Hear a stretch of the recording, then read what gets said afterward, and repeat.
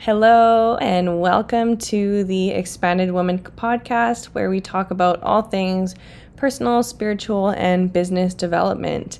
I have a guest on with me today. Her name is Shannon. Shannon is a somatic energetic coach with a unique set of skills, blending both the science path she has once walked with the spiritual path she currently walks. Shannon weaves the essence of masculine and feminine within all of her offerings. She currently offers one-on-one energetic consultations, a coaching program for feminine embodiment called Feminine Harmony.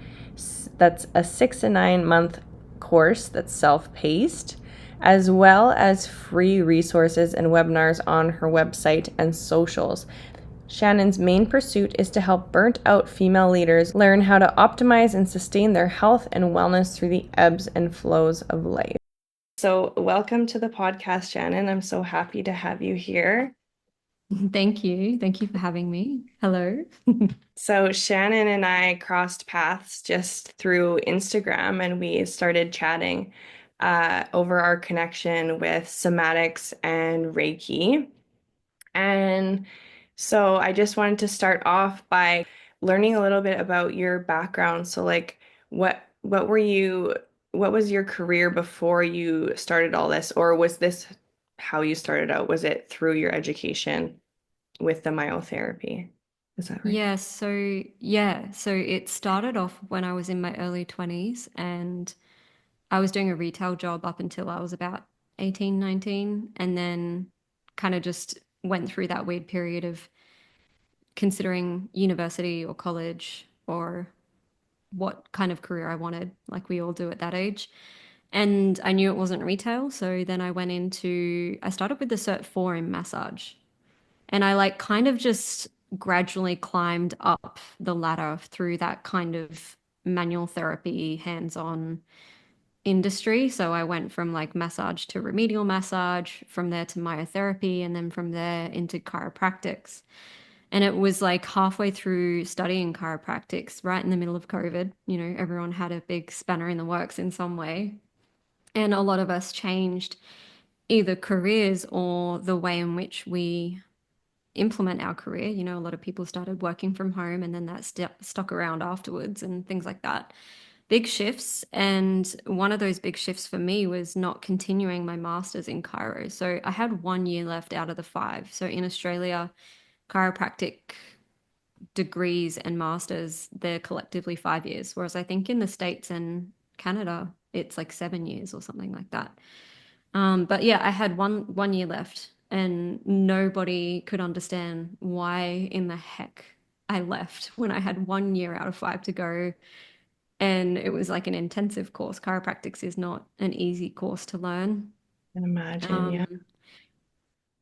Um, Was and that it, very difficult, like to kind of release that with all of the kind of judgment that other people were putting on you for leaving?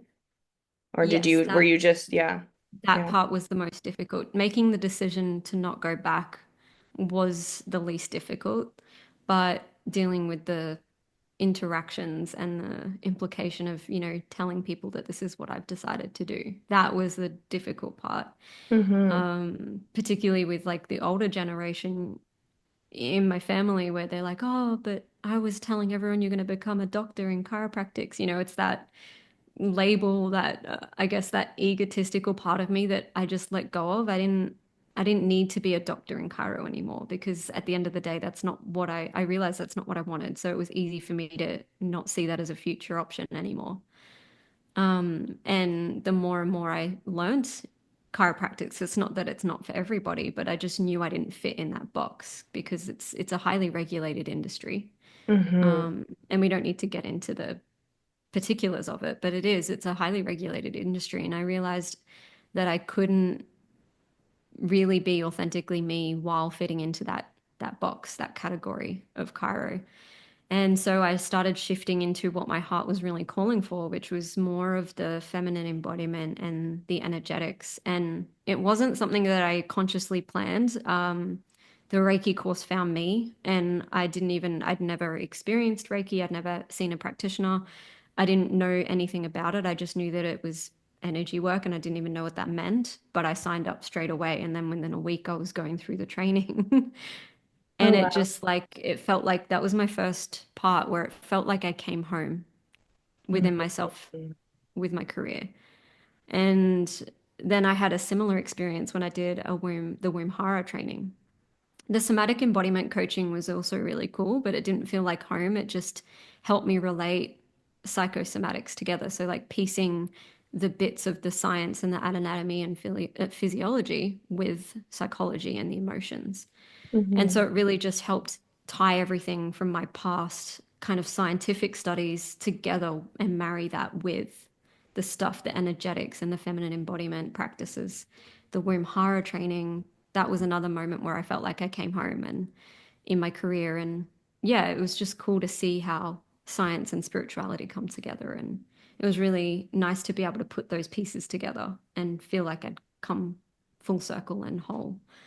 And Yeah. so here we are now with Yeah. a long Yeah. list of studies, but a broader perspective from it, I guess. Yeah. Totally. Yeah. It's like the stepping stones to get us to where we are, right?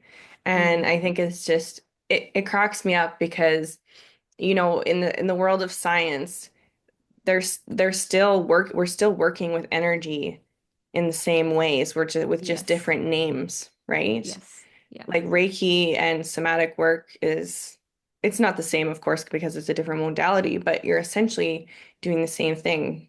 Both of them, we were working with energy. Yeah. Yeah. Yeah. 100%. I Uh, remember being in my second year of, no, my first year of Cairo, and we're going through all the like foundational scientific subjects like chemistry, biology, physics. And I dreaded physics because I thought it was all to do with numbers and I didn't study it in high school and maths is not my strong suit. But I yeah. ended up loving physics the most because it made me realize how much everything's energy and how that's so connected to, like, everyone talks about quantum physics, but even just the foundational aspects of physics, you can see how energy works in atoms and everything around us. Even if we don't see it with the naked eye, it's still moving. Or like you take those basic foundational scientific facts and they translate to Yeah. the exact same thing when you look at energetic philosophies and cultural, like naturalistic philosophies. They're all so, it's like same, but different. Like they're different Yeah. terminologies, but they all mean the same thing. Everything's energy. And I found that so amazing. And I think that's what helped me step into more of the energetics and step away from the more academic, scientific Yeah. like part of me. Yeah. Because I'm the same as you. I love having that grounded kind of science base. And I think part of it too is, maybe even how how can I word this? Like it brings like a form of like people believe in the science more than they believe in the spirituality. So if you have that science kind of background, it kind of it helps you reach a larger audience of people, you know. Yeah. And I think it's also that, there's the two parts of the brain, and I talk about this on my socials and in my branding a lot with the masculine and feminine, but it's also like the aspects of our brain that, some parts don't need to understand things and label things and structure things. Yes.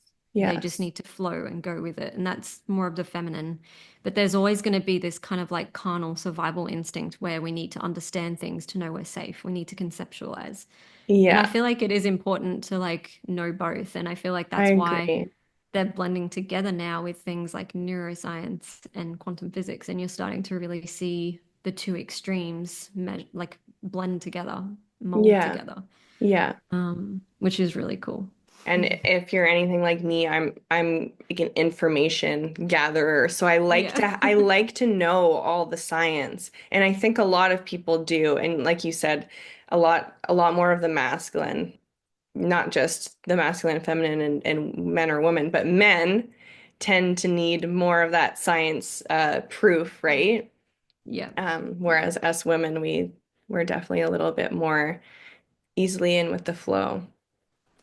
But Yeah. I've seen also as well, like that's so true.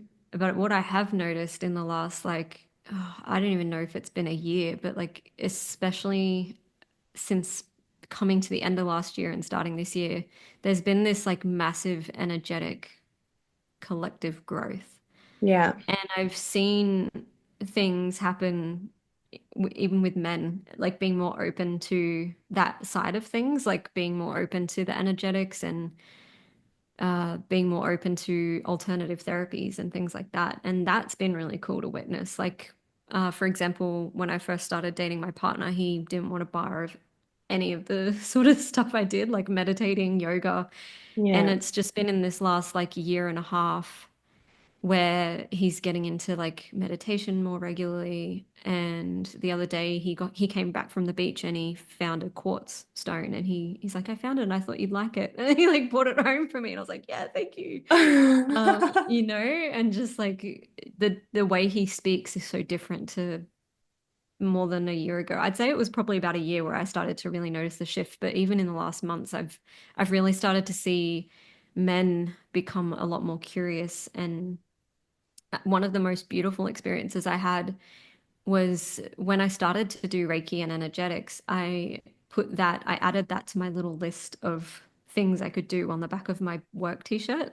And so it wasn't just, myotherapy remedial. It then had Reiki and somatic coaching.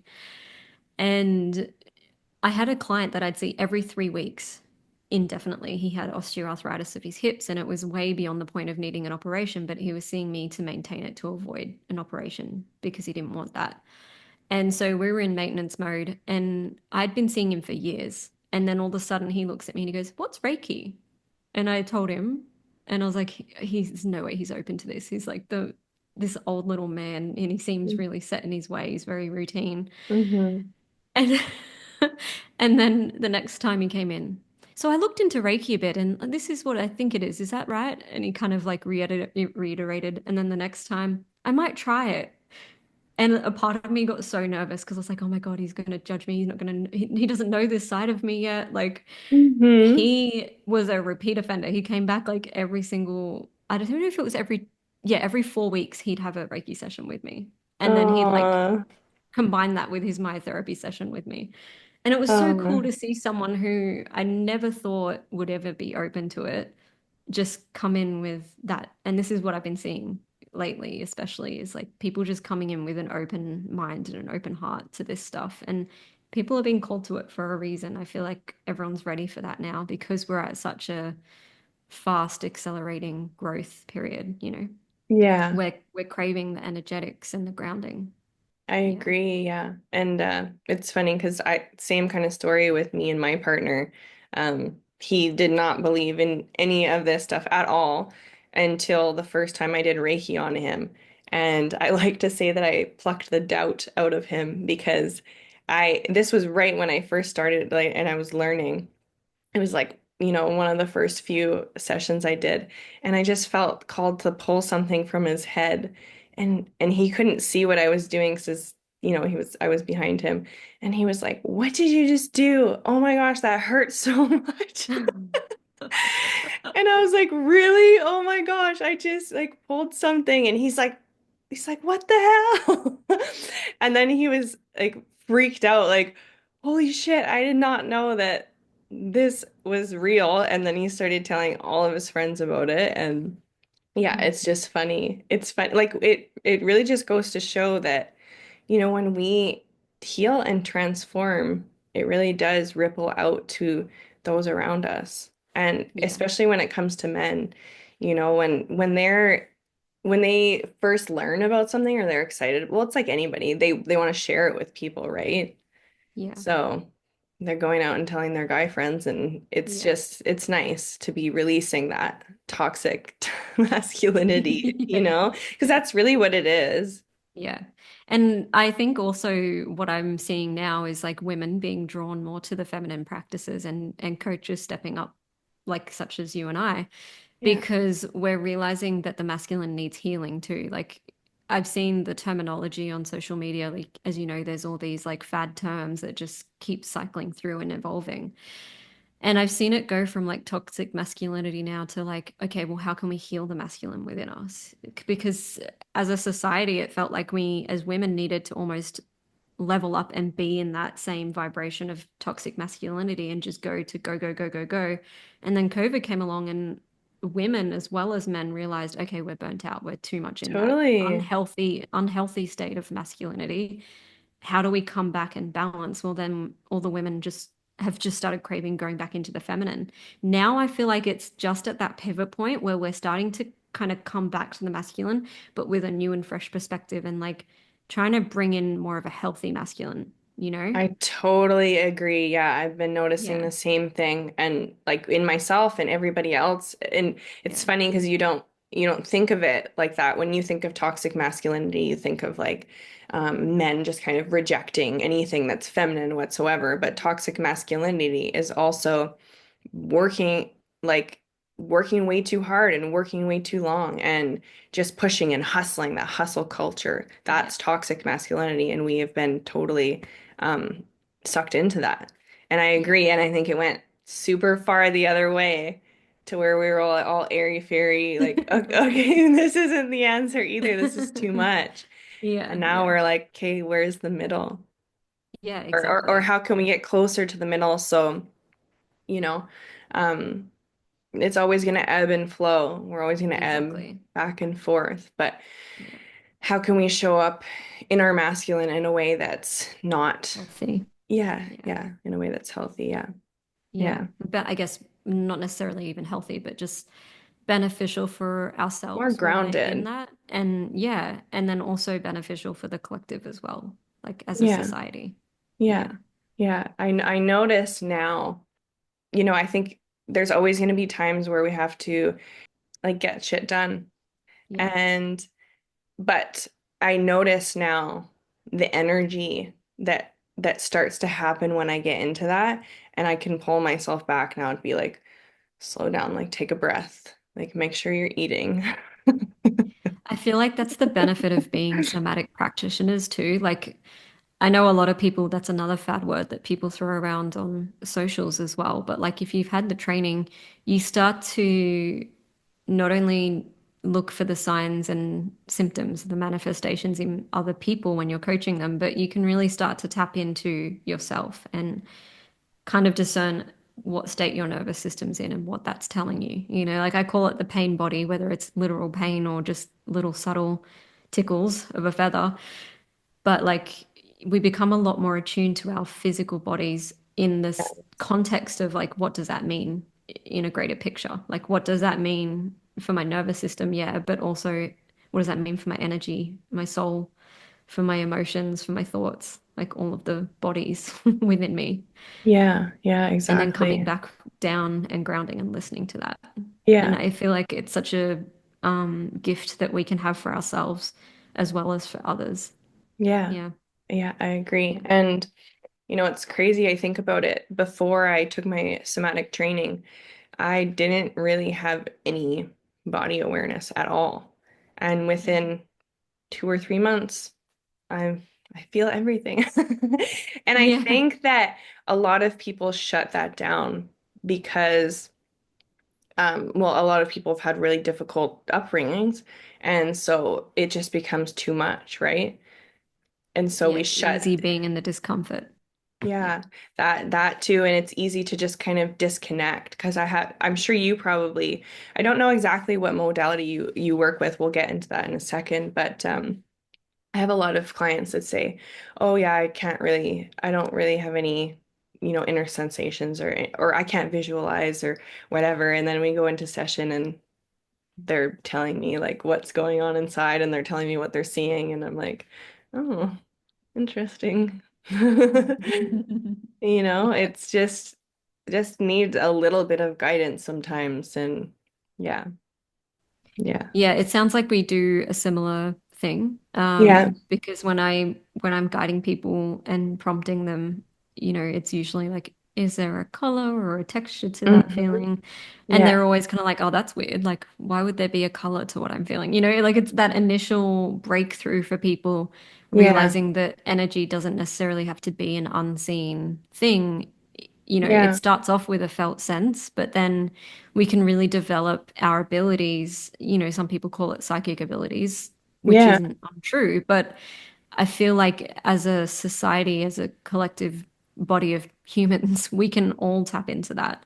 And once you realize, oh, I can feel an emotion, I can name it. That's like the masculine thing of conceptualizing and labeling it. But then I Yeah. can go the next step further into somatics, which is almost like going into the feminine, right? Because you have to like put that monkey mind, that logical brain aside and go, let me follow this sensation and see how it evolves. Yeah. Oh, now it's elsewhere in my body. Now it feels like it's just outside of my body. Oh, now it's a color. Oh, now it feels really heavy. Oh, okay, now it feels light because I'm doing what it's telling me to do and I'm somatically moving the way it wants me to move. Yeah. It's like it's Yeah. really cool.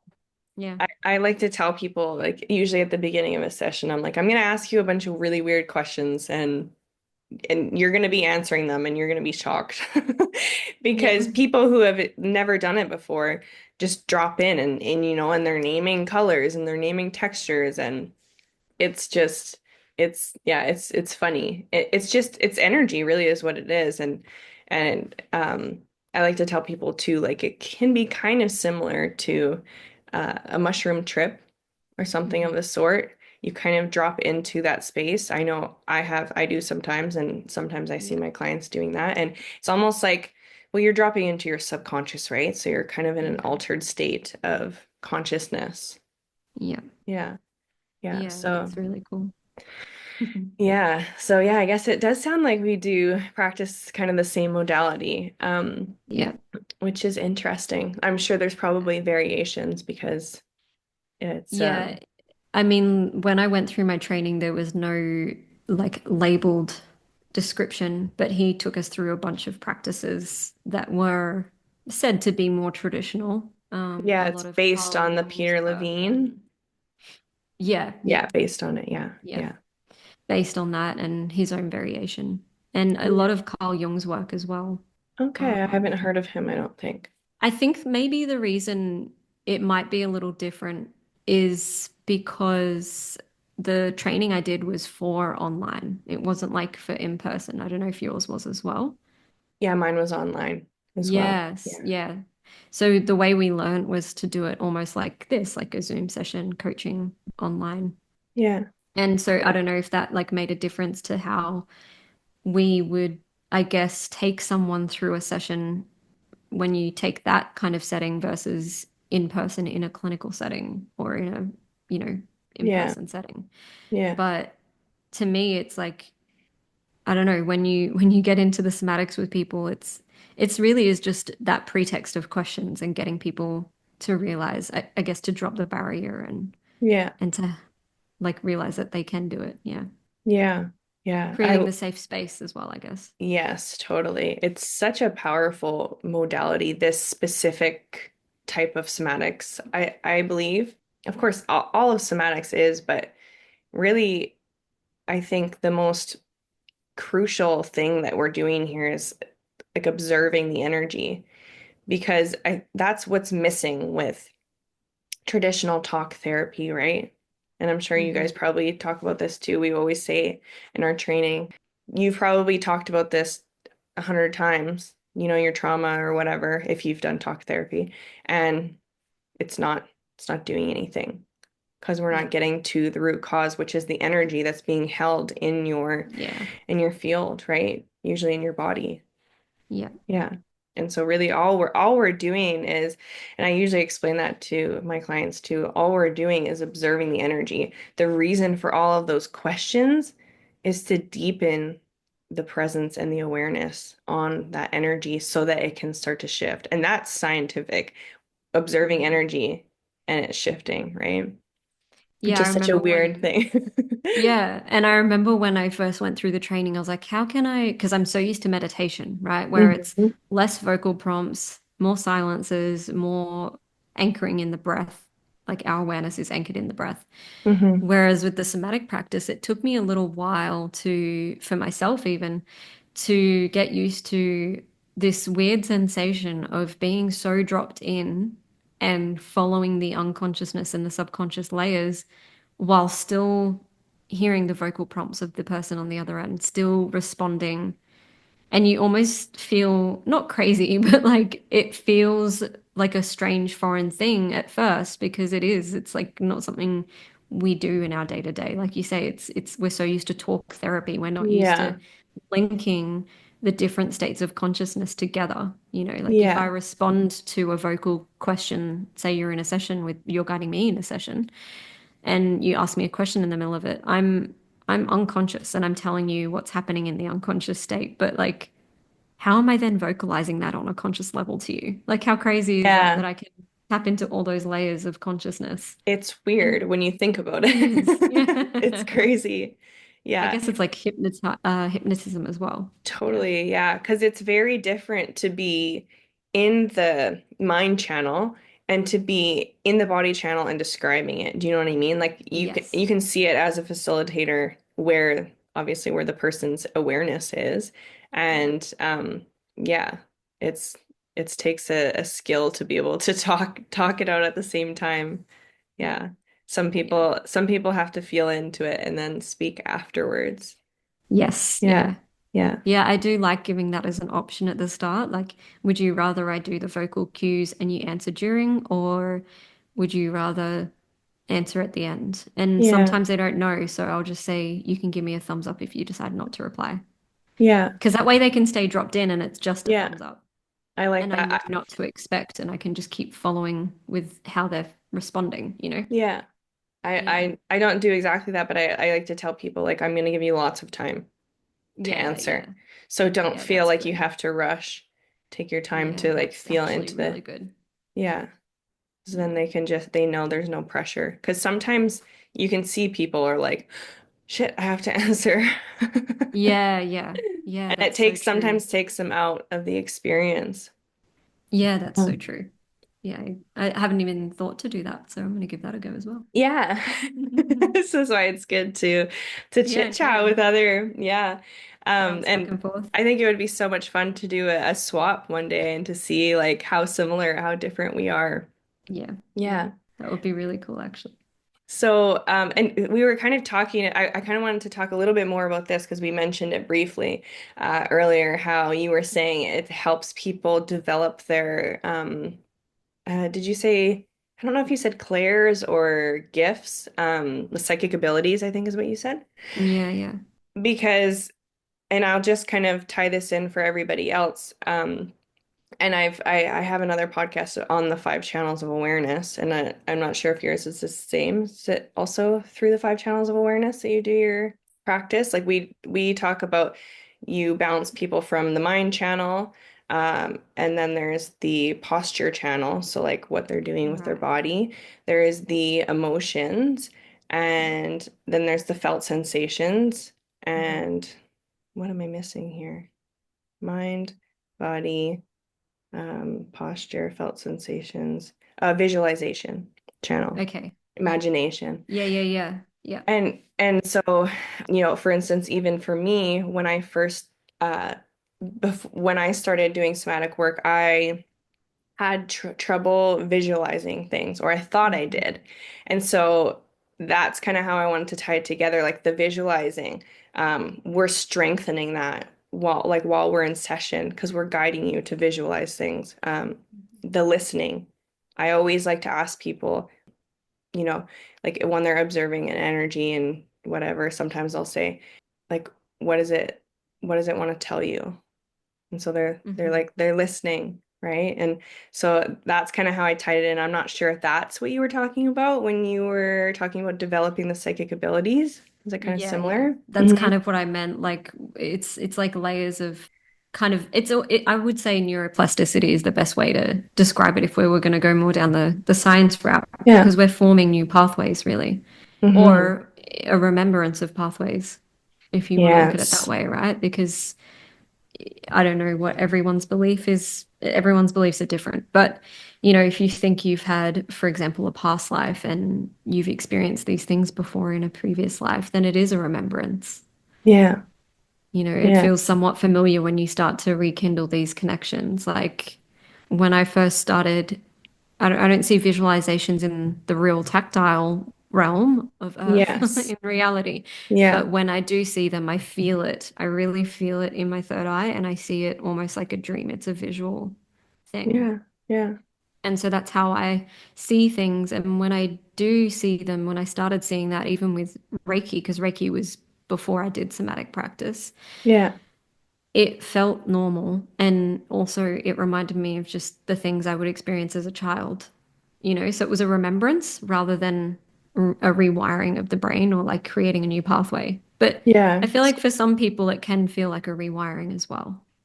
For Like if they've sure. never experienced it before, it's strange. Like even smells, like when I first smelt something in the middle of a Reiki session that wasn't actually in the room, that was weird to Mm. me.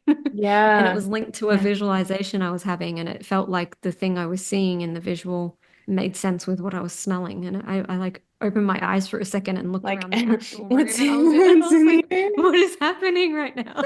Oh, Why am I smelling crazy. wood?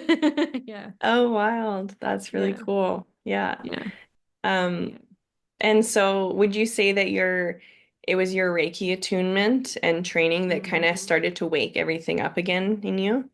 Yeah, yeah, Yeah. 100% that. And then the somatic embodiment gave me more confidence in actually doing it more in a way that was subconscious and dropped in. I feel like up until like I was doing Reiki, but up until that point where I did the somatic embodiment work, I was still very much in my head, like analyzing it all Mhm. and trying to remember bits and pieces. So when I did, excuse me, the debrief with clients afterwards, like after a Reiki session, they want to hear what my experience was on the receiving end Yeah. of their healing experience. I'd have it in my head so much because I'm like, I have to remember this, I have to remember that, I have to remember that I saw this at that chakra and like this was Yeah. happening at that chakra. And Yeah. now I kind of just I'm experiencing and I trust that whatever comes out in the debrief is what's meant to come out. Yeah. Yeah. And that didn't used to happen before I had done the training for somatic embodiment. Yeah. Yeah, Yeah. yeah. I sometimes like to ask too, well, depending on like if I know that they're a spiritual person or whatever, I'll ask like, do you want me to tell you what comes up as I'm working on you or at the end? Mm, And yeah, so give them the option because some people just want to come like relax. Or some people yeah, don't even want to know at all if it's just yeah, yeah. Reiki. Because yeah, I totally hear you there. Like it's when you're receiving that kind of information, it's sometimes hard to go to bring it back Yes, exactly. afterwards, right? Yeah, yeah. Yeah. And also sometimes when we speak it out, we have the opportunity to work with it a little bit deeper as well. Yeah, there's this is like when you're talking about speaking it out in Reiki, there's a particular type of Reiki. I wish I could remember what it was called, but it's literally a tuning style. It's a more Okay. modern spin on like more of the traditional Reiki styles, like Usui is the one I'm trained in. Yeah. And they channel and tune for the different chakras of the body, but it's not just the seven main ones, it's within the whole system. And so there's Mm. different frequencies that they tune from, and that's like that vibration is the clearing. And that is really curious and interesting to me because that's something that I only Ooh. just found out about. And I'm like, oh, that could be really cool. Because, Ooh. like you said, for people who don't necessarily need to know the details, who don't want to talk about the debrief, like what happened in the session or even during the session, that could be something really powerful for them because that means I guess they'd appreciate that more because that's more of a felt sense. They could probably feel that more rather than having to go into the mind body and Yeah, conceptualize it. Yeah. that sounds very interesting. We're gonna have Mm. to chat after and see if we I can figure out what it's know. called. Yeah. There's Yeah. so many different kinds of Reiki now that I'm like, I hear people talking about like holy fire. I'm like, ooh, that sounds cool. And angelic Yeah. Reiki, I'm like, that Yeah. sounds really cool too. Yeah.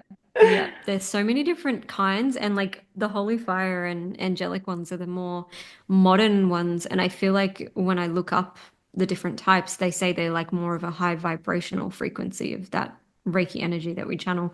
Yes. Um, and so that's kind of cool too, but I don't know why. There's something about the tuning one that I feel really cool to giving a go. Yeah, When that I sounds was very interesting. Yeah, when I was doing the Womhara practitioner training, because it's like a hands-on massage sequence Mm. blended with some energetic work at the end, and we do like a rebozo wrap, which is not the same as a closing of the bone ceremony because that's very sacred to, particularly to women of postpartum going into motherhood from pregnancy. But it is the same rebozos, the same material, and it's a different kind of wrap. And it's for tying the practice together energetically. And that's where I can bring in Reiki at the end of a womb hara session. Yeah. And I found myself tuning, like starting to tune just intuitively. And I guess that's why I'm like super interested in going there next once I'm back Yeah. in a in-person clinical setting. Yeah. And so tell me a little bit more about what you mean by that. Like, how are you tuning? So if, for example, like, do you have, I don't know what you're like with Reiki, do you have like a particular sequence that you follow generally? And Kind of. then, Like, kind of, yeah. yeah. So Yeah. with Usui and the way I was trained, we start at the feet, we go down the seven main chakras, and then we do left side body, right side body. And Okay. for example, usually at the start or the end, as I'm closing or finishing, say for example, I'm doing a general body scan at the feet and just dropping in and starting to open the practice. If I can feel a really intense energy that needs to shift, it's not even a I don't even know how to describe it because it's not even a conscious thing that I'm doing. I just have this feeling to make a sound. And it's usually when I'm at the feet, I notice it's a really deep tune. It's like a chant. Oh, cool. And it just comes out. And then I've noticed different frequencies will come out. Sometimes, for example, if I'm at the head, there was this one particular time when I first started tuning, I was up at the head and I'm thinking, oh yeah, crown, third eye, higher Yeah. vibration. But then this deeper frequency came in that felt more like solar plexus. And I saw and felt and experienced the energy shoot down. So it was almost like it was kind of like moving the energy down, Yeah. which was Yeah. kind of cool too. So That's like, so fascinating to me. mm, So what you're doing is like you're tuning them to the vibe, like the frequency that you're basically chanting or speaking or whatever. yeah, yeah. So you're channeling that frequency. That is Yeah, yeah, so yeah, cool to channeling. me. That is so Yeah. cool. And I Wow. think it's like that masculine part of my brain that wants to understand that more. Because at the moment I'm just doing it intuitively and more from a feminine aspect and an unconscious I aspect. I feel like there's no science explanation for this one. Exactly. This is Oh, purely like you are just yeah. being a channel for what needs to come through. Yeah. Yeah, Yeah. that is Yeah. so neat. And so Yeah, does it's that pretty come cool. up in all of your Reiki sessions or just sometimes? To be honest, I only really allow it if I'm feeling comfortable with the client, like if it's someone I've been seeing for a while or I know they fully trust me. I think it's actually that, yeah, it's more that I can feel that they trust me and that they feel Yeah. comfortable with me because Yeah. I could And you imagine feel like comfortable with them. exactly. You're not like It's giving them more, a fright by yeah, like that's exactly it. Yeah, yeah. exactly. They're Yeah. like, what is she doing up there? Yeah. Yeah. Because there have been times where it's like you said before, you don't want to like speak in the middle of a session and take them out of it, like take them Yeah. out of the level of consciousness that they're in. Yeah. And so at times where I felt something about to come through, I'm like, I go through that little bit in my mind where I'm like, do I bring it up or do I just tune? Do I just do it? And I like start gentle and then Yeah. because I'm like holding back, it doesn't come out right. So then I'm like, no, no, no, I just need to release this. Okay. And the feedback's been pretty good. Like they're like, oh, what was that thing you did? That was really cool. I'm like, it didn't like put you off guard. And they're like, no, it was really cool. So yeah, I think it's more now going from exploring that, which is what I have been doing, to kind of maybe prefacing it in sessions like this is what you might like adding it to the kind of preface Yeah, of yeah, this. yeah. So It's that a new people can person. expect it kind of thing. Yeah, exactly. Yeah. Cool. And that Reiki that you were talking about, that the frequency, Mhm. is that what you're doing? Is it the same thing? Like you're channeling a frequency? Is that That's what what it they're kind feels of, like. yeah. Yeah. Yeah. And Yeah. that's what that different kind of Reiki is like attuning you to or training you to Yeah. do? Okay. Yes. And so Yeah. you were already doing it on your own and then you found this. Yes. Yeah. And Cool. I've had experiences like that before where I've like naturally started doing things and then Mm. later I'll do a course and then discover that that's already a thing. Like, for example, one of the weirdest experiences I had, and this is when I was even pre-Reiki, I was starting to get into, I did a workshop on, it was like feminine goddess workshop, and it was actually us trying to connect to guides, and they were like taking us through a guided meditation, sort of somatic practice of visualizing who your guides are, what they look like, who's coming in right now. And that's when I really started to explore that realm of like higher beings and guides around me. And this one guide came in one night. I was having like a bad sleep, and the way I could describe him was almost like a Roman warrior in what he was wearing, with really kind of like steel like wings. And he just came through over my bed and like almost with real masculine protection power, came over my bed and like slammed his steel wings around me and formed this like barrier.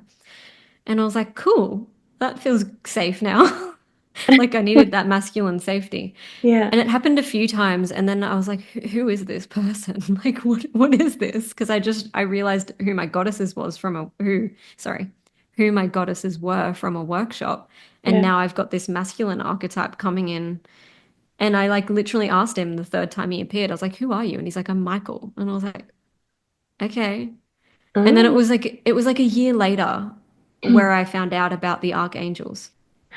And then I was like, Ah.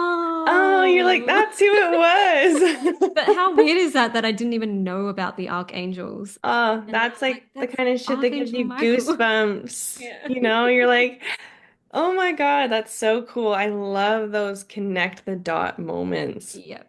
Yep. That is And so they're the things awesome. where you're like, nothing, not everything is a science. Not everything is a thing that you can get from a book. And it just kind of proves that those philosophies that have been around for thousands of years, like what's scribed with the ancient Egyptians and what traditional Chinese medicine teaches and Ayurvedic medicine, that stuff's been around for years for a reason. And Yeah. they downloaded that, Yeah. like intuitively. Yeah, It exactly. wasn't a thing they measured through science. It came through. And Yeah. and like you got to think like if I'm experiencing that and then Archangel Michael is an actual thing and other people are experiencing that, it can't just be made up from my head, you I know? know. Yeah. Yeah. Yeah, exactly. Yeah. I know. It's like every once in a while I'm like what is going on? Like how is this stuff real? Because Yeah. there's moments where it feels unbelievable, but when you've been doing this work, you have like real tangible experiences with energy and Hmm. like through our different gifts that we're accessing spirit. So Yeah. it's just blows my mind sometimes. I know. Yeah. Sometimes I have experiences in Reiki where I'm like, oh, that's a weird one. Like, and you kind of don't see it coming. Like, you almost kind of get used to like experiencing things, but then Yeah. something new will come in, like that sense of smell. And you're like, okay, I'm Yeah. smelling things now. Like, Yeah. Yeah, totally. And yeah, it's really cool to work on so many different people because every session is so different, you unique. I know? love it. Yeah. Yeah. And it's really like I don't want to say entertaining, that's not the right word, but it's really cool to watch people's experience and Yeah. what happens in a session. Like I've had sessions where people are the whole thing is through the visualization channel Hmm. and they're Yeah. just and like we say like you want them to go from channel to channel, but when somebody's in one channel and they're having a really powerful experience, you just leave them there. Hmm. You let them work it out. And it's just wild because they'll be describing what's going on and it feels like you're in it with them, seeing it as Yeah. well in your mind's Yeah. eye. Yeah, so it's pretty fun. Yeah. Even with like developing the skill of doing Reiki online, there was that kind of masculine mind hesitation of like, can this actually be done? Like I've been taught it in my level 2 Reiki training. Yeah. How are my skills going to go? I know I need to build it up like a muscle, just like I did when I first started Reiki to, everything I experience now. It Yeah. accelerates as you go. And since being overseas for the last like 7 months and doing a lot more online distant Reiki sessions, there's things that are happening and I'm like, okay, I'm at that level now where I'm confident. Like I Yeah. had a session with a client where there was just this stuck energy on her left arm and it wasn't budging. And I started shaking my arm like this back and forth Yeah. to try and get it out. And it just wasn't budging. And then I met up with them after the session. did the debrief, and I was like, "How was that session for you? What was your experience?" And she's like, "Yeah, there was this thing on my left body, and I was shaking." And I just started laughing because I was like, I was literally doing the same thing on this Oh end. my gosh. Yeah, Okay, so when you it's do, just so cool. yes, it's like that. Those moments are like you're like, oh, look at me go. Yeah. When you do distance Reiki, you're not like in communication while you're doing the healing? You just kind of give them a No. report. Okay, okay. I Yeah. like that actually, I've done over the phone, and so I'll kind of just like tell them what's going on. But I find that when I'm on the phone with somebody while I'm doing the healing, it's almost a bit of a distraction Yeah. because it feels like I need to be saying things. And Reiki sessions can be so different. Like sometimes there's so much stuff that comes through, and sometimes it's Mm. just about the healing, you know? Yeah. And I feel Yeah. like it definitely has to do with what that person is ready and willing to receive. Yeah. um, I find that people who aren't really as spiritual tend to not as much stuff will come through for them. I don't know if you've noticed that as well. Yeah. Yeah. Yeah. Yeah. Yeah, and I guess that's like coming back to developing those gifts or abilities is like if you're the sort of person who isn't working with that field of consciousness, it's not going to be so easy to tap into that and experience it. Like even going from in-person Reiki clients to moving overseas and having them transition into online clients, for them, it's been a real change going from having my hands on for Yeah. them Yeah. to them then having to experience it through what I call the nesting phase of the session. So, like when they book an online session with me, the first 30 minutes, so with distant Reiki, the way my master taught me, it's 20 to 30 minutes. You don't want to really go over 30 minutes when you're doing a distant Okay. session. And Is there a reason for that or? the way we do it is there's a talisman that we're using. So for me, I have my little Reiki teddy, and it kind of Okay. works like almost like a what do you call it? Like I don't want to say voodoo doll because that's like got a No, negative I know what you connotation to mean. it.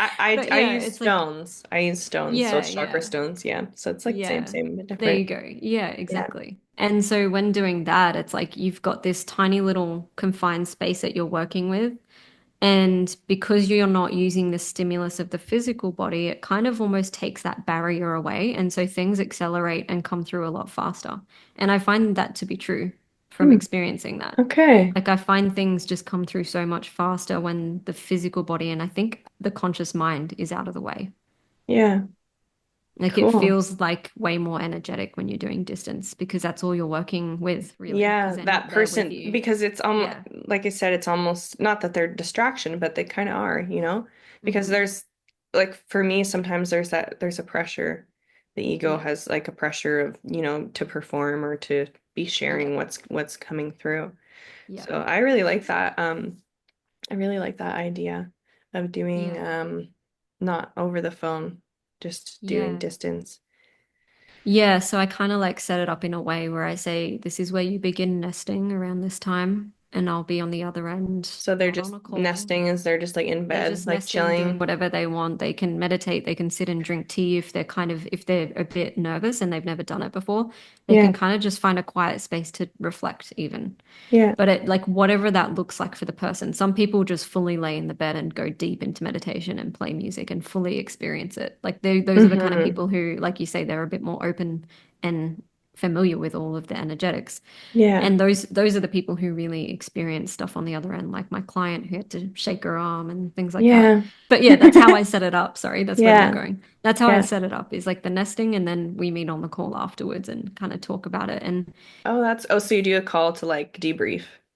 debrief, and also if they've booked, because I got like four different types of sessions. So if they've booked Yeah. a somatic energetic session, then we'll do the debrief, and whatever's remaining, like if there's like an emotion or some kind of sensation that's remaining, then I'll take them through a somatic journey. And so it's Okay. actually a script that I read from nowadays rather than the traditional form of somatic coaching. But I tailor that to how they're responding on the other end. So like how Okay. they're thumbs upping or what they're doing or if they Yeah. verbally respond to me. I'll have like a script that takes them through an actual journey, like a guided visual journey. But That's then very cool. it's got also the cues to go into the different. bodies. I know you told them different, sorry, Channels. you explain them as different channels, but for Yeah. me, I call them like different bodies. Bodies. Um, so like, how does that feel? Like, is there a smell there? Like things like that, but still within the visual journey. Yeah. Cool. That's Yeah, so it's pretty cool. awesome. Yeah, Yeah. because if you're, bringing them through all of the different, as you call them, bodies, they're Mm, they're following that one thing that they're still struggling with. So yeah. it could definitely be the same for Yeah. everyone. It would just kind of depend on like the speed you go through it or whatever. Exactly. Like I've had a client who's booked the somatic energetic session, and that's like it goes for about an hour and a half, 2 hours. Hmm. And for that particular client, it was almost too much to do all of it at once. So what we ended up doing was we finished the debrief, and I was like, "Do you want to head to bed and just kind of process this, and then we can kind of pick up in a couple days and finish with the somatic Yeah. coaching session. We can pick Yeah. up." And that works so much better for them rather than doing it all at once. It would have been like too much for them. So Yeah. you kind of do have to adapt, I guess, to what the For person needs. sure. Yeah. Yeah. Yeah. Absolutely. Oh, Yeah. that's so cool. Yeah. And so, um, what gifts would you say that doing the Reiki and the somatic work woke up in you as you kind of went along? And like, how did that develop? Like, did it develop like a lot over time, or was it like quick? It was definitely subtle at Subtle. first. And this is where I was talking about like remembrance, because I would say more visual and kind of kinesthetic, empathetic. Like I can really feel people's things inside of their body. And that's something I've always experienced, but I just never conceptualized it on a conscious level to be what it is. There's like a word for it. You know how there's the different terminologies for the different types of Yeah. psychic Yeah. abilities, like clairvoyance, and I think it's called clairsentient, where I you can think sense what sentient. others are Yeah. feeling. Yeah. So that's like the predominant thing for me. And I've always been that way inclined, more kinesthetic, more hands-on with the physical body, I guess, when you look at my career history as well and my study history. And then the visualization was a thing too, because then I started realizing, oh, I've always had that, but like now it's like trusting that more and developing it more. And so I think that's why it was subtle when I first got attuned into Reiki, because it was always kind of there, but I just didn't believe in those aspects enough or wasn't aware of those Yeah. aspects enough to really embrace them. But then the smell thing has been strange, and the tuning has been a strange new revelation as well. That's been really cool. Yeah. Yeah. That's Yeah, that sounds pretty similar to mine. And I find it's sometimes different with different clients. Like I'm not, I think the whole visual clear voyance is Yes. developing still for me. Because, a couple years ago I thought I couldn't see anything, but it does really develop quickly. Mm, But I had a client where every single chakra I went over, I was getting visuals, and I was like, this is so weird because I'm the same as you. I'm like clair sentient, and I feel very mhm. deeply in my body. Yeah. And my boyfriend, he'll be like, he'll he'll be watching videos on his phone, and he'll be like, "Oh my gosh, this is so crazy. Come see this." And I'm like, "Nope. If someone's getting hurt, I can't watch it." I can't Yeah, watch stuff like that, like, like because I feel it. skateboarding, Yeah. like falling on the ground or whatever. I'm like, no, I can't. No. Actually, I have a really funny story on that topic, actually. Yeah. My partner and I have like two categories of TV where we align, and then the rest we're like very different. He likes to watch, like you said, the real gruesome stuff, and Yeah. I like more of the lighthearted, like fun comedy, sometimes action comedy. But where Yeah. the category we also fall in is like documentary style stuff. Hmm. And so we were watching a documentary on diving, the professional divers, the free Hmm. divers. Hmm. Oh my God, it was so funny because like I was experiencing it so much, but I wasn't like tapped into my awareness to realize just how much I was experiencing it Yeah. until my partner goes, "Are you okay?" And I was like, "What?" And he's like, "Your face looks a little red." And I was like, "Oh." And then I realized like as the divers in the documentary were going down and holding their breath, I was holding my breath with them. Oh my gosh, that is so funny. And as you're It's so saying funny. that, it's bringing up a memory from me. in high school we watched like this Mount Everest movie where they were climbing Mount Everest. And the same sort of thing was happening to me, like when everyone was struggling with like for taking in enough oxygen and stuff, I was like Mhm. like suffocating. I was like, I can't watch this. It's I stressing me know. out. Yeah. And I Oh, think that's that's the too reason, funny. like, when I was younger and drank a lot, I was never a good drinker. Hmm. Because when I actually stopped drinking, I started noticing that when I hung out with my friends, it was still the same. Like, they respected that I chose not to drink anymore, but they would still go out and drink. And then when they hit that point where they started to get quite drunk, I'd feel it. And I'm like, oh, I am quite empathetic Interesting. and clairsentient Yeah. in that way. Like, my head starts to feel real boozy, Yeah. even though I haven't drunk. Yeah. That's so funny that you say that because Mm, I've had similar experiences as well, mm, where mm, not in a negative way necessarily, but when everyone is like having fun and mm. you feel like you have a buzz too, even though you're totally sober. Yeah, Yeah. and I never even kind of put that together, but that's interesting that you say that, and it's totally, Yeah. yeah. Yeah. Yeah. It's a I first blessing and put a that together. curse. Yes. Yeah, it is. Well, it is until you learn how to harness it, I guess, as well. Hmm. It's more of a curse when you're just getting into this stuff. You Yeah. feel you do feel alone. I feel like everyone who just starts coming into this, I guess, spiritual journey, like on an individual level, it can feel quite isolating at first because you don't even know what's going on. And Yeah. then when you start to realize, like, oh, I'm not alone in this. And, the reason I realized I reacted that way when people were drinking around me, if they were starting to feel a little boozy, Mm. was because my sister-in-law, so my partner's not very spiritual, but he accepts me and he always has because his Yeah. sister and his mum are very that way Oh, inclined as well. cool. Like we get on like a house on fire. We do cards together and we talk That's Christmas, we talk awesome. everything. And it was my sister-in-law who mentioned, like, oh, like I don't, she's sober, has always been, never done anything like that. Yeah, yeah. Um, but she's like, oh, if I'm not drinking or if I'm not like partying with other things, I'd feel it. Like I think she was referring more to like weed and hemp and things like that. And then I was like, oh, and then like that's what got my mind going because then I'm like, oh, I've always thought like that, but not on a conscious level. And it really helps you to not only feel connected to people and like you're not alone in it, but also it puts it in a conscious perspective and you start to really put the pieces together so you don't feel like a weirdo, I suppose. Yeah, yeah. Yeah. And even as you're saying this, it's kind of making me think about how much I've isolated myself, I think, after really coming into my body. Hmm. Because once you can get yourself to a place of being regulated alone, now the next step is like learning how to kind of protect your energy and also regulate yourself when you're around other people, right? Yeah. Yeah. Because if you're a big feeler, like going to places like the mall, just shoot me dead, please. Like I I know. hate going to the mall. And Yeah. even with my partner who works out of town, when he comes home, there's like an integration period where I'm like, Mhm.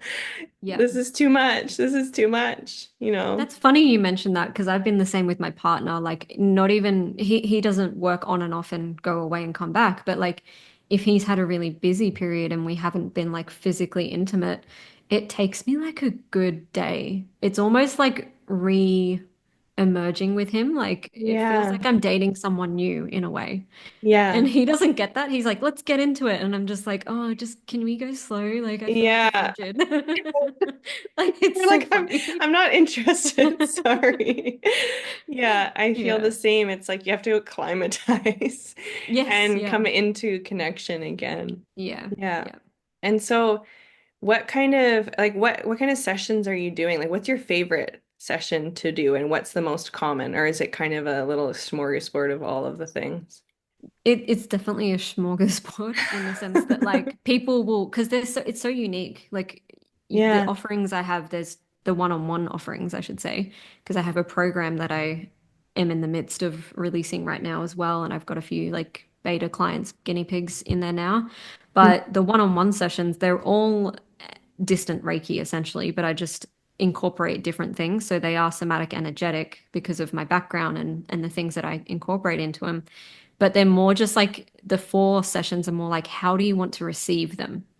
So, like, one of the sessions is literally I'll just do a distant Reiki session and then record the debrief and send it to you. And then it gives them full control over what they want to do with that information. Yeah. And you always will have that discernment for yourself with the stuff I do. I never like tell them like this is what I saw and this is what you need to do and this Yeah, is what yeah, I think is happening.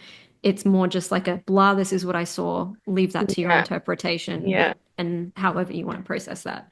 So that one's like called a energetic reading. yeah. And so that's where I just send a recording. And that's for people who want less guidance.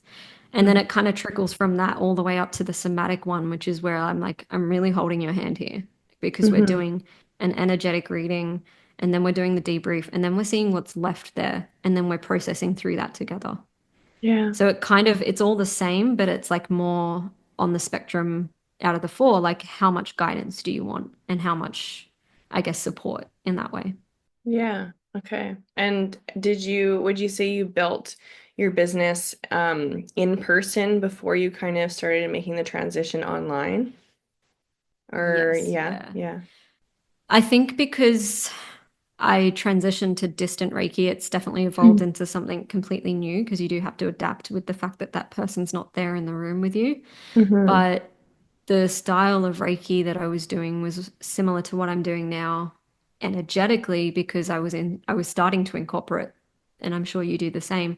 I was starting to incorporate the somatic practices with it, like because you can't really unsee how everything's connected once you see how it's connected, right? You can't just Yeah. go back to doing just Reiki, Yeah, I and you do. can't Yeah, go I back do to a doing just combination. somatics. Yeah. Yeah, I mean, because I do like, yeah, I see what you're saying. Like sometimes I will just do strictly Reiki, but yeah, if somebody's having like some sort of experience, like I will bring the somatics into it and like yeah, vice yeah, versa. Yeah. yes, yeah, Yeah. Yeah. exactly. Yeah, Yeah. yeah.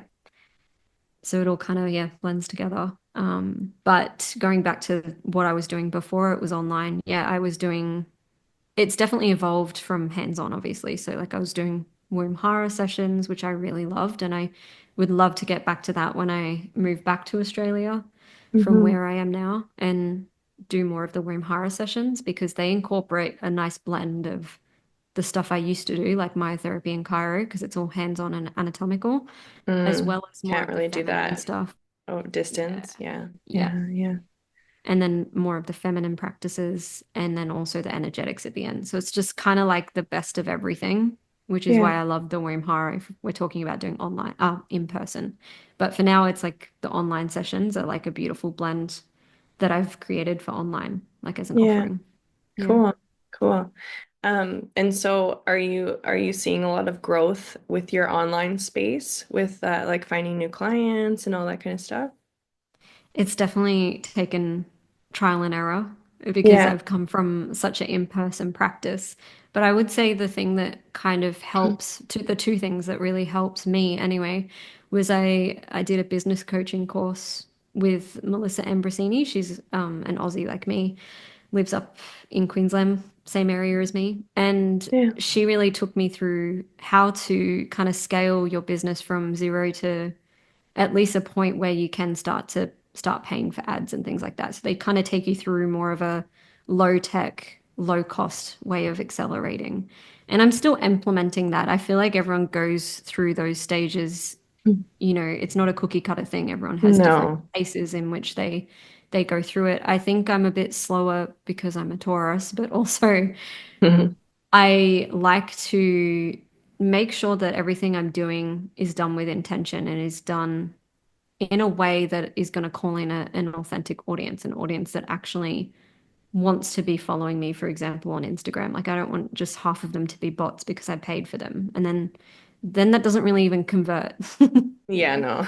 no. So Yeah. it's definitely been a lesson and a learning, but I'm definitely getting the hang of it. The other thing that helped is my partner. He's a web developer and he's been in the tech industry for like 15 years. And so he's been my other saving grace. And he's really taught me a lot and Yeah. helped me build my website and everything like that. So Yeah, Yeah. that really helps. Yeah, it does. Yeah, it took me a Yeah. long time to do my website, and then I ended up scrapping it after at a certain point, Yeah. because I felt like the first year of my business, I was paying for all these things, and I was like, you know what, we need to back off on that because Mm. you really need to start making money before you spend it. Because especially in Yeah. the online space, I think a lot of people get caught up in paying for a lot of stuff, thinking Hmm. that they need to do this to make money Yeah. when really you can make money like for free. You can Hmm. find ways, right? Or at least for very affordable. Yeah. Yeah. Which is why, and what you were saying about the business training too, I find it's very difficult, especially for people like us who are very intuitive. It's so hard to go and take a business course and or take a marketing course and have it work for you because Hmm. everybody we're so different. So it's so nuanced. And you really kind of have to take everything that you're learning and, filter it through your own lens, which can be Yeah, difficult, exactly. especially when you're following somebody who you see is successful and you trust Yeah. them and you're like, well, it's working for them, so that could be really difficult. Yeah. Yeah, and I think that's why I was saying I'm taking it slow. That like the way you explained it just then is really how I was trying to describe it as well. Like it's you take it slower because we are more attuned to the energies, even if it is an online energy, that Yeah. still has energy. And Yeah. yeah, I think we really are more sensitive to that stuff, just like everything else. Yeah. Yeah. And Yeah. I was talking to another friend about this the other day. We were talking about how, in our culture is very, especially on social media, you see so many people like blowing up and making all this money and like all this stuff. And, we see it and we're like, well, I can do that. And I'm not saying that we can't. Of course we can. Mm. But if you're trying to build a business that's, soul aligned and Hmm. authentic, chances are it's going to take some time. And there's nothing wrong with that. Hmm. It's if you like not very many people blow up overnight.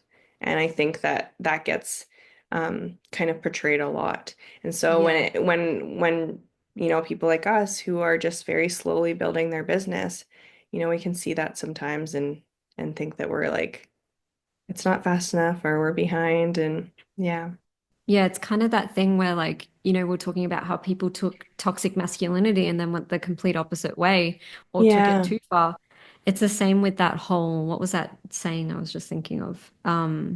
Work harder, smarter, not faster. Sorry, work smarter, not harder. But I feel like people have taken that as like just gold, like gospel. And that's where I need to start. I just need to get there straight away, and that way I'm working smarter and not harder. Like they just Yeah. take it so literal, but it's like you still need to lay the foundations and understand how it all works.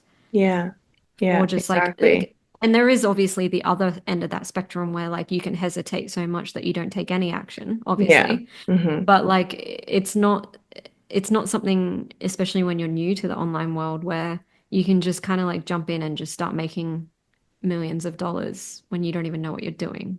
Yeah. It's like it's not that, it's learning how to slowly work smarter, not harder, you know. Yeah. Yeah. Yeah. Well, we're getting close to the end of our time, but I did want to ask, like, what Mm. is there like some sort of like communication that you have with spirit in terms of growing and building your business that you kind of tap into, or how do you kind of like how do you make your decisions in your business? So how do I like create and form the Yeah. development of Yeah. like branding and things like that? Yeah, all of the things. Like, what's my next offering, or like, what platform do I Mm. use? Or do you just kind of I move so like intuitively? I move intuitively, and I would say Okay. if I'm gonna get really specific with it, I move with my womb and I move with my stomach. Like Okay. in human design, I think my main, like the dominant chakra is my solar plexus and like gut instinct. Yeah. Yeah. Yeah. Yeah. So that's like my decision place.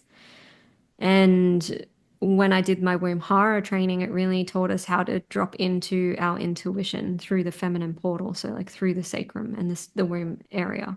Yeah. And so that feels very grounding for me. And so whenever I do have something that feels, I guess, challenging or unclear, the first thing I do now, and it's like not even a conscious thing, I just put my hand straight on my womb and on my heart, or on my Mm. womb and my hara, so like my stomach, my Yeah. solar plexus. Yeah.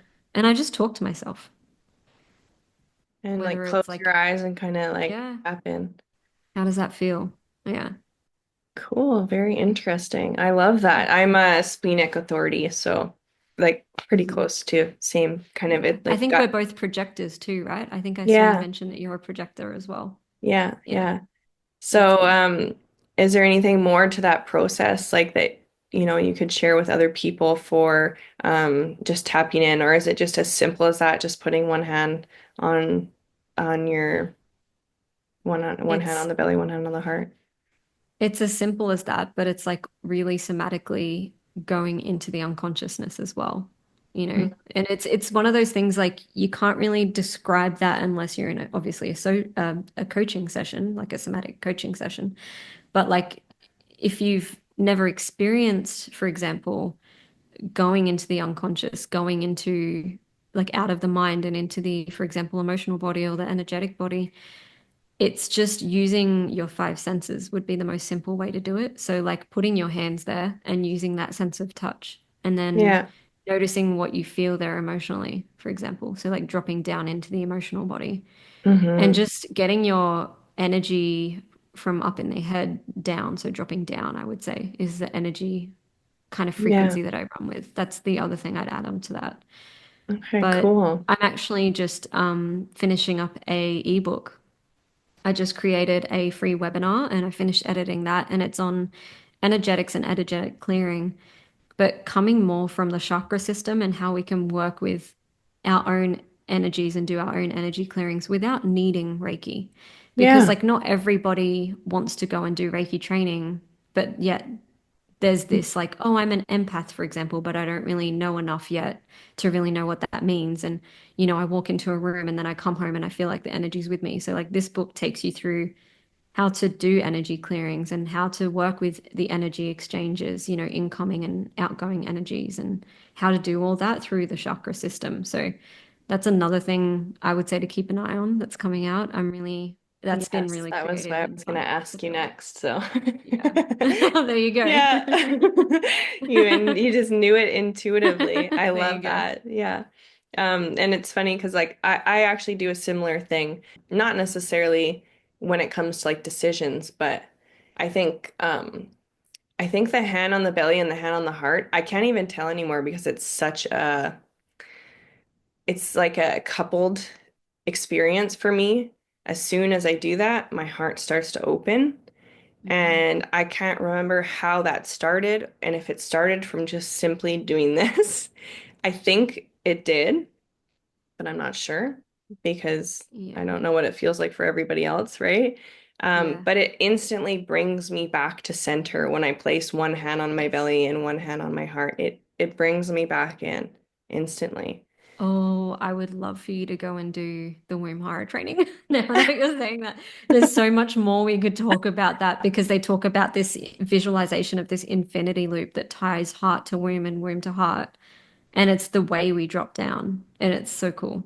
So, like, it Okay. sounds like you're already intuitively experiencing that in your own way, of course. Okay, But that interesting. would be cool You're to gonna have see. to link me up Yeah. to link Yeah. me up to that, more I will. information on that.